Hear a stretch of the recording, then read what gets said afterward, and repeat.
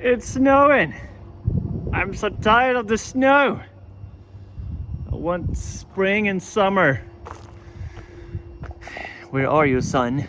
I haven't seen you in like 6 months. Well, I saw you this morning. Anyway, hope you're all doing good. It's Sunday today, and I couldn't resist coming in and cutting something, because you know how it is. So I guess this is just gonna be a tiny little shop update, because it's been a while. So we're tagging along. We're making some of these brackets for these lights. Supposed to go behind the license plate, and it's gonna hang there. We already produced quite a variety of mounts for this type of stuff, but more the merrier. So what's going on here? We're doing some, well, other kinds of lights actually. This is not military either. This is I think, well, it's a design firm, so I think it's for a restaurant. We're gonna talk quickly about this sacrificial material, the HDF. There's this guy on YouTube, High Performance, Haya. I don't know what that was. He bought a 5-axis machine, and he got screwed majorly. I mean, it's pretty much a scam. He had to take down the video of his review of the machine because they threatened to sue him. I can't remember the name of the company, but I'm gonna have it. I'll put it in post. So go show that guy some love. Subscribe to his channel, whatever, because you should have seen. They almost forced him to sign the machine before they sent it. They claimed it was ready, it wasn't. Some pneumatic lines were water lines. I shouldn't get into it too much, but catastrophically. Anyway, so he asked me about a question.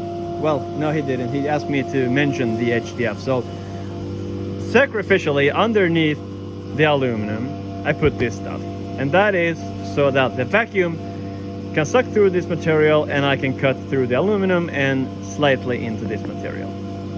Typically, you're gonna see MDF because that's just the norm. Everybody is just used to that. But if you have a pump like I do, and most of you guys do, you have a dry running Becker rotary vane pump, or maybe one of these claw pumps, a Mink. Hopefully you can still hear me. And these can do typically down to, well, remove 800 millibars, down to negative 200 millibars from absolute zero. That means that HDF, even though it's higher density than MDF, that's like paper. It's gonna suck right through that, no problem whatsoever. And you really want to restrict the airflow, because when you start cutting into the material, the pumps are not gonna be able to keep up, and so you're gonna lose hold down.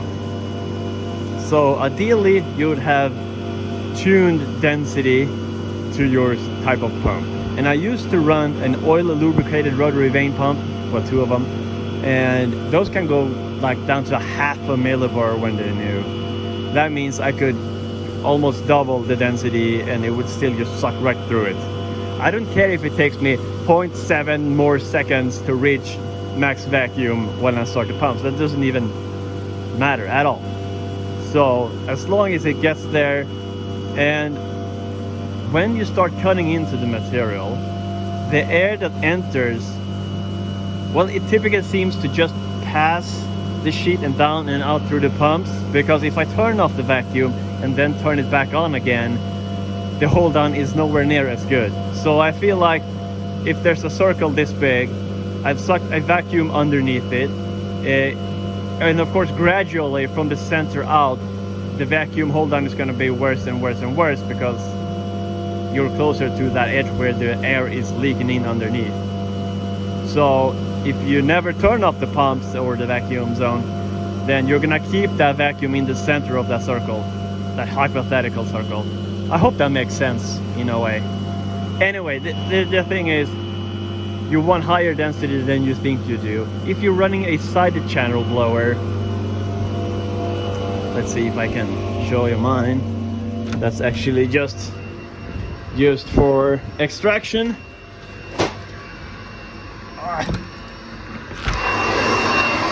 like that. Dusty.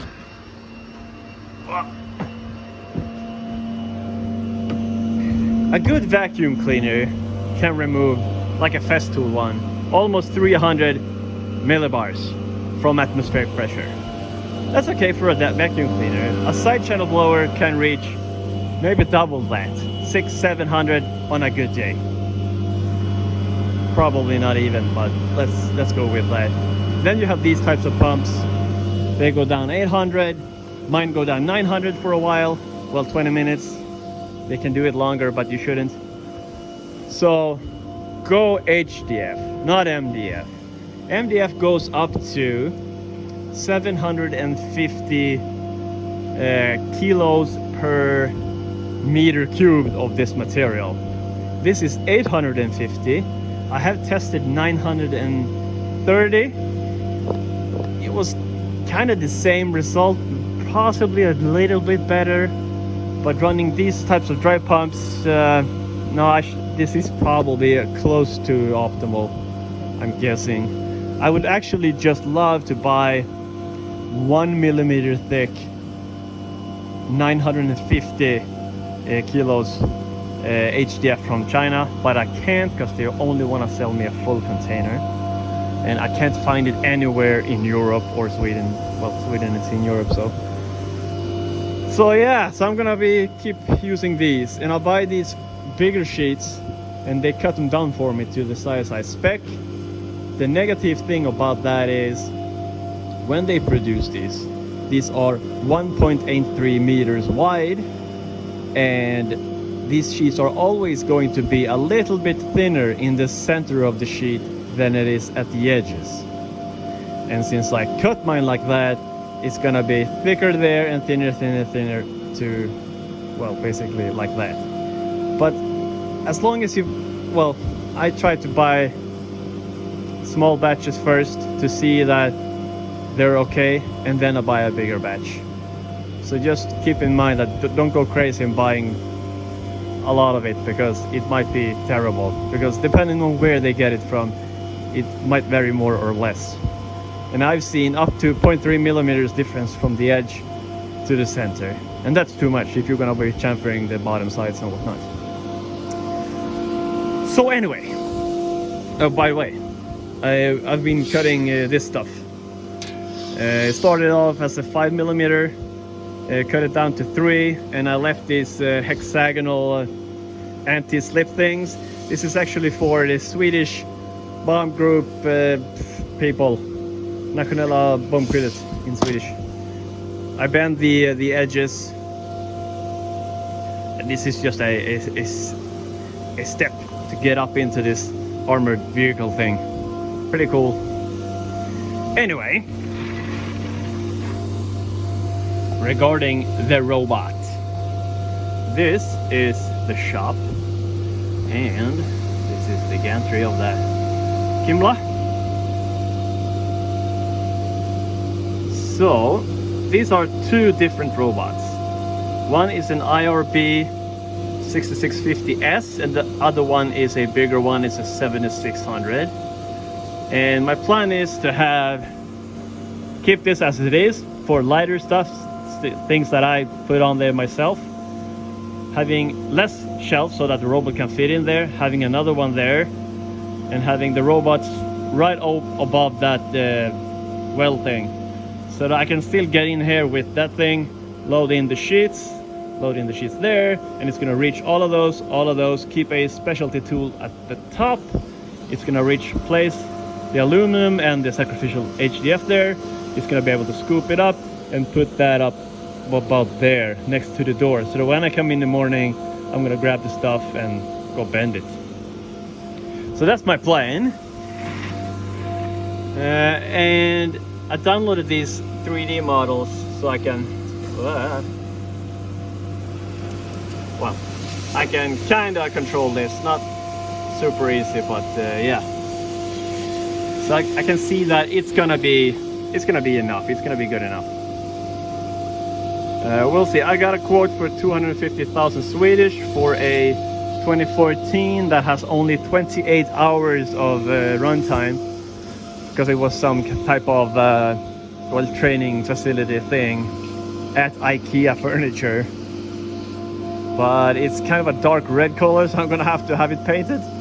I know what you're thinking, but I gotta look at this place. I can't put a red thing. Well, that's red, but not that color red. It's a different red. Yeah, so anyway, I'm gonna cut this up and get out of here. And I'm gonna show you some grips that I've been saving up, I guess. So, happy weekend. Talk to you soon. Bye-bye.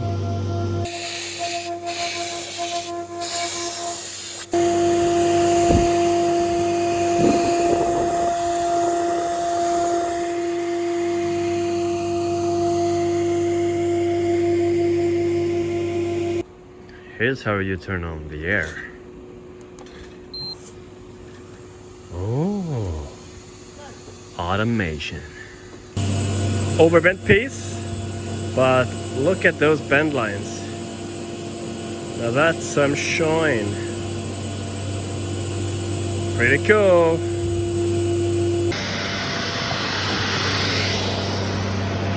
Off it goes. Can you believe that's 6 meters away? So this bevel is done with that same cheap triple flute Chinese chamfer tool. That's the before.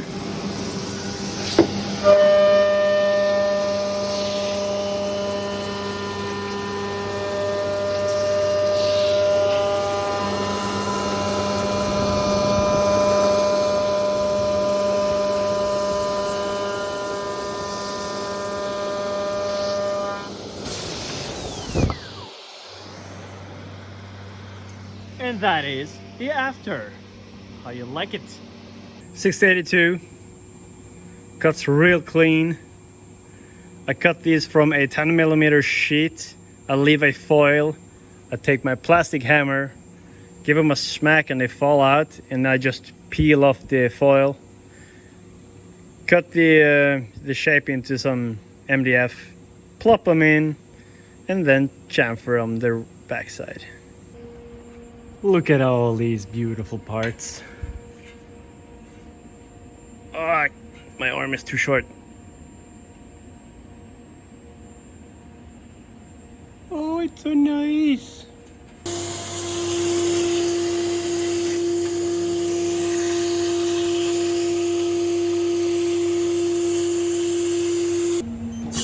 Ta-ta, ta-ta-ta. I already checked angles on the last one, so no need for this time. Ba-ba-ba-ba. Would you looky late? Would you looky late? Oh, it's so soft. That's a cool product. You wanna see what's gonna be mounted on the rear here? It's this guy. It's gonna drop into there. Oh, one-handed. Like so. Shoop. Oh. Well, hello there, Mr. Sexy holder thing for what I don't even know what for. Anyway, super sexy.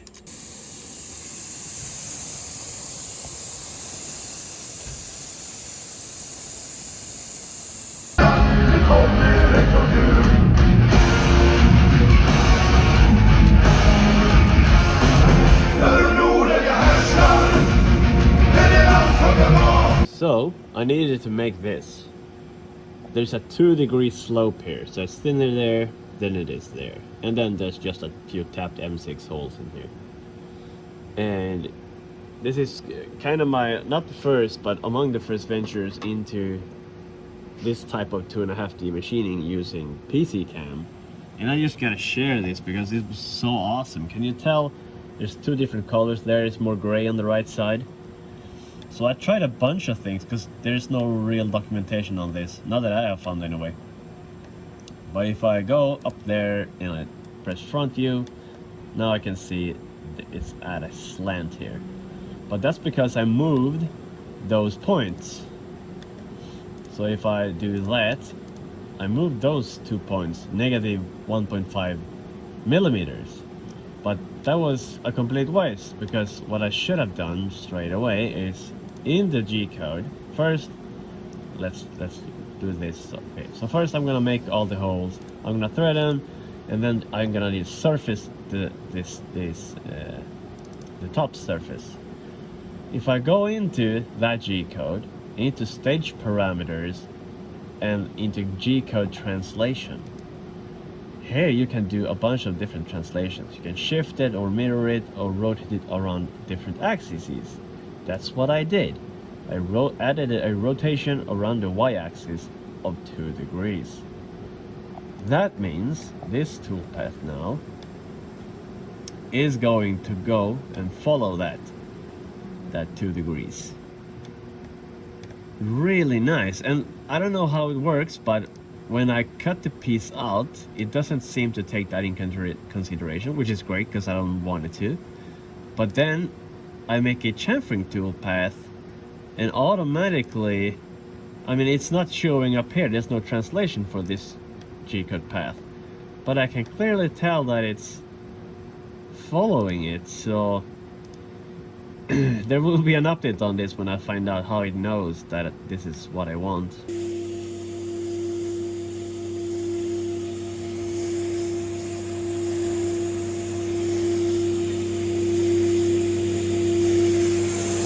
This machine, man! Okay, so I want to chamfer the top of all of these tapped holes. So I'm figuring this stuff out. So what I did was, I went into that specific G-code I just made, G-code translation, and instead of adding one, I just went to this list, pick from stage and from stage 3, meaning the same one I made when doing the surfacing. What it did was gave me a nice message about congratulations, we have copied that rotation or translation for you. Here it is.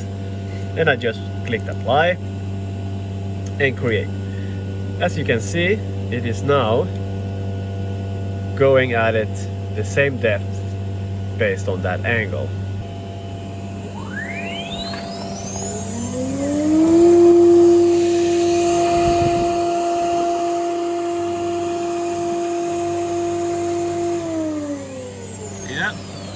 That did seem to work just perfectly. Maybe I should have made that a little bit bigger so that it cleans up that hole better, but still, Jesus, I'm still learning so much about this software. I haven't cut the perimeter yet, but yeah, that's a long program. That is a 4-hour long program, making all of these slots and chamfering on both sides and then cutting them out. I went too deep with my chamfer tool, that's why it's so jagged on the outside edge so far, but the cleanup pass is coming, so no problem. Hopefully the customer is going to order 12 sheets of this. 12 sheets times 4 hours, so dream job! So when you have parts that are going to be countersunk from 2 sides, here's what you do. So you start off making just 3 simple G codes. The first one, making the holes for the countersunk holes on this side, and the next one countersinks the hole, and the last one cleans up the edges of the sheet, just goes all the way around, so that when we flip the sheet and we push it against the stop pins, we know that's going to be referencing a nice cut edge. To be clear, I just flipped it like that, and let's activate that, remove some old reference material, and then we're gonna select it all, go and mirror it around the center like a light, and then drag it down to the bottom left corner. Now we're ready to go. All we need to do is make the program, well, auto-generate it, and then we're off. Maybe I should mention this extractor system. So I just bought this tip container in Swedish. You push that thing against the container and it's gonna fall over, basically. But this thing is a super old cyclone that is actually upside down right now. I just repurposed it, so I still use the same port in there, and then I put a 2 sheets of 5mm aluminum that I cut into a nice pattern, and I put some thin, I think it's 1mm mesh, stainless steel mesh in between those, so that it's gonna let the dust pass, but nothing like a chip or anything. And this goes straight out to that side channel blower, so of course there's gonna be dust, some tiny stuff, but that stuff just goes straight through that side channel blower. And it's a really old blower that I bought used many years ago. But this system has been working so remarkably well. So this thing fills up all the way to the top with chips before I need to go empty it. And now that the landlord managed to fix this thing for me where there's an actuator there, I just press a button and it lifts the lid, so I pull it out of there, just place it there, and I get the forklift and go empty it. Oh, and by the way,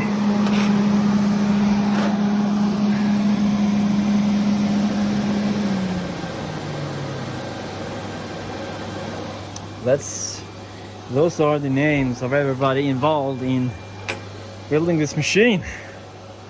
I had actually requested them to put their names on it. I think it's a nice touch, and they're gonna be there forever.